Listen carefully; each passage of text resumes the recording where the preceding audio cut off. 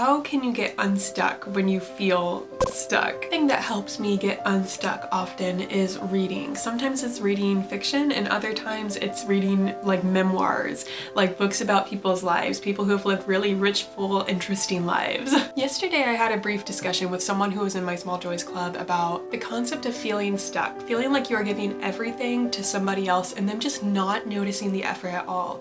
And for me, I'm acutely aware of that feeling where you feel like you're just giving everything that you have to somebody else who just does not notice, recognize, or appreciate you.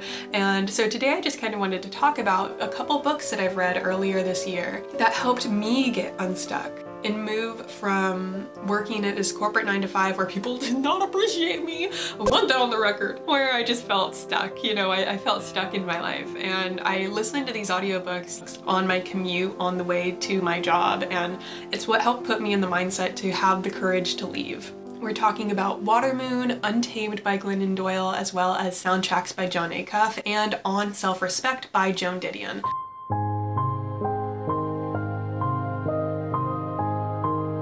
Welcome back to another episode of The Reclaimed Creative. My name is Jen Carmiel. I'm a watercolor artist and illustrator, and I like to consider this channel a little marriage between like manifestation and mindset as well as creativity, because I do think they go hand in hand together. Creativity is the instinct to play and to let go, and mindset work often has a lot of like detachment, letting go in life. Very powerful when practiced together. If you need a little bit more optimism in your life, I run something called the Small Joys Club. It's super cool and I think that you would love it. Essentially, it's a cute little program where I mail you a letter every single month along with an art print that celebrates the small joys. This video is actually inspired by a message I got from someone who was responding to January's letter, which was a reflection on flexibility. Whenever you join the full letter tier, you get a journal prompt or exercise about how to go about life in a way that fulfills you better. The journal prompt from January's letter is this. I really loved it, so I'm going to share it with you here now. Write a letter to your younger self from 1 year ago.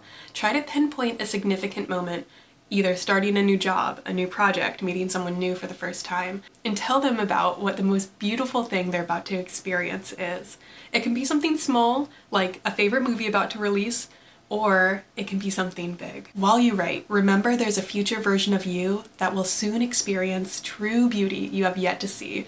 Remember to keep your eyes open for it. One of my favorite lines in On Self-Respect by Joan Didion is this: I lost the conviction that lights would always turn green for me. She's talking about this sense of growing up and growing older, and then realizing one day that she doesn't really get everything that she wants just because she's a good girl. And a lot of times when you're growing up as a woman in the world, you are often fed these messages that if you are nice and if you are polite, then you will essentially get anything that you need by being the sweet, nice person. And as someone who themselves has fallen victim to that belief just a little bit, it's really interesting to me, like the changes that you have to go through from adolescence to adulthood, because, you know, I'm kind of in that like little crevice of time, if you will. Sometimes I do wish it was the case that in school curriculums they would teach your path in the world not as something linear, but something that is a winding road around whatever happens in life, you know what I mean? Because I see a lot of people, and I felt this myself, where we get very like defensive, or we shame ourselves a lot whenever things don't go according to plan, or when it feels like we are not taking a step forward but a step back instead. On the fiction side, I recently read Watermoon, which was absolutely one of my favorite books this year, and it's such a sneaky book. But Watermoon is a story about, there's this magical, mystical pawn shop where you can go to pawn off your regrets. You can trade in a decision that you regret making in life and then leave the pawn shop without the memory of that event. And so the book starts out with the main character inheriting the pawn shop from her father. And so that's kind of the precipitating event of the story. It has a lot of themes about purpose. There was a calmness in the way she spoke, a steadiness he did not expect from a person in her circumstances. Her eyes mirrored her quiet composure, filled with something he long desired for himself, an absolute certainty of purpose. and about choices that you make in your life, clearly, if we're talking about choices that you no longer want. And something that is the most interesting thing to me is, and I don't consider this a spoiler because you read it within the 50 pages or so, but the main character meets this other character and this duo kind of go through the entire book together. And so she is born without the ability to make any choices. She deals with other people's choices. And he's born with the ability to make all the choices in the world. And it's really interesting to see these two characters interact because she is very envious of him for being able to do anything he wants with his life, and that's what she wants for herself as well, but she does not have that option. She already has her life planned out for her. And for him, he's very envious of her because he feels lost and directionless in life, and so he's like, if only someone would tell me where to go, where to end up, I feel like I would be okay again. That's kind of his mentality. And it's really interesting the different things that happen in the book which kind of test the characters' commitment to their own philosophy about life, their own philosophy about whether or not it's good to be able to choose where you end up, or whether or not that makes things more painful and harder. Because it's true that not knowing where you're going to end up makes all of this feel more worth it, right? Sometimes we feel so anxious and upset that we don't know what we're doing that we forget that sometimes that is a gift. If we don't know what we're doing, then maybe that means we have choices in our life, that we have opportunity to explore, that we have a lot of things to test out and have fun with, and that we are not just locked into one way of living life. And isn't that such an empowering concept, an empowering idea? For me, that is the thesis statement of what creativity is, because creativity is just about play, right? Creativity is about opportunity, and I really like to think about creativity as a very expansive thing. Creativity to me is that piece of yourself that makes you want to create anything at all. Whether it's painting or music or acting or whatever your outlet is, it's that little spark, this little kid inside you that wants to get up and dance and have fun. And then as we get older, sometimes it feels like we need to put boxes around our creativity. So instead of saying I'm a creative person, you might say I'm a painter, or you might say I'm a musician. Or if you're not a musician well enough, you might say, oh, I'm not a musician, I just do this other thing.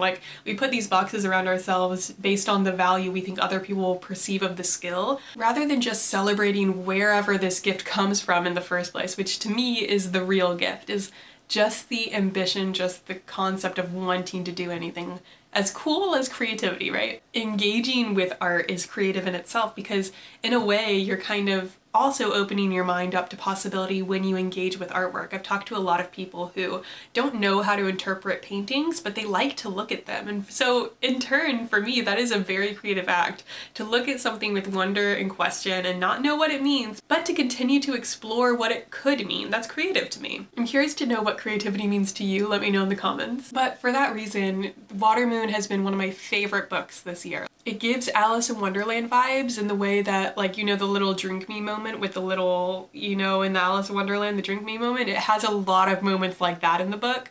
And also when I read Alice in Wonderland, how it sort of feels like there are a bunch of random things happening for no reason and you don't know where they're leading, but you're enjoying reading the imagery of them happening. It's like reading a painting almost. That's how Water Moon felt to read to me. The entire time I felt like I was just reading a cool, moody, random stuff happening piece.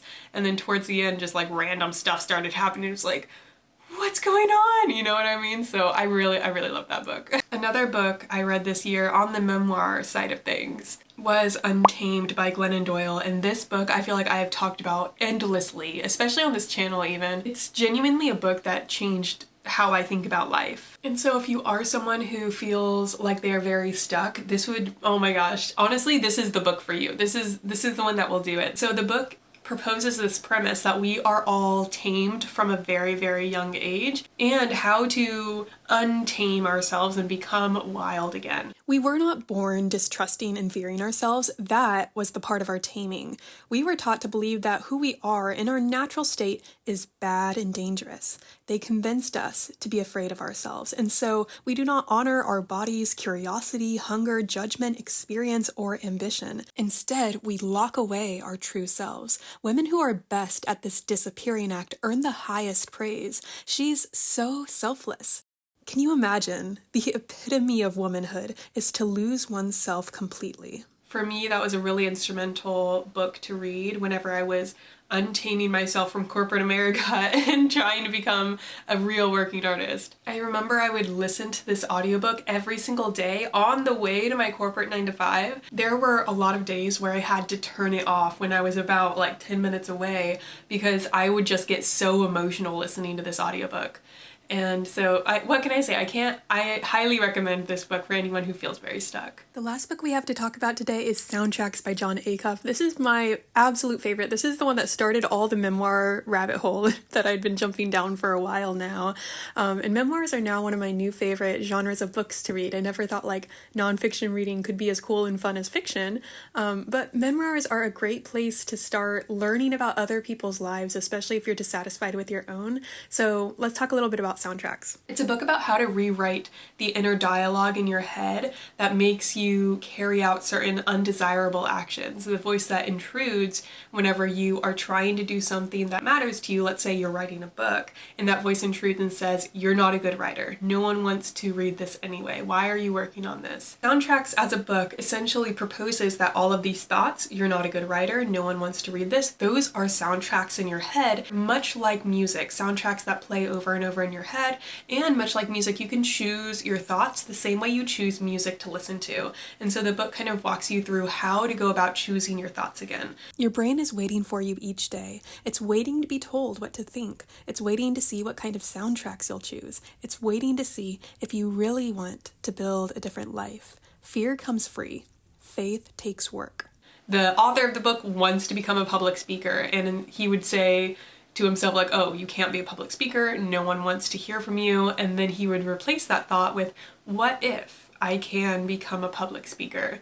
And I really related to this sentiment because for a long time in my own life, I would say to myself, I wish I was an artist while doing all these different things, you know? And when I was able to replace I wish I was an artist with instead, I think I can be an artist, that really changed the game for me. It's a very, like, the words aren't all that different, but somehow there's a level of optimism and a level of recognizing responsibility when it comes to the latter. When you say, I think I can be an artist, instead of I wish I was an artist, there's a level of separation with the wish. It's like, oh, it's all the way over there. I wish I could have it, but I can't.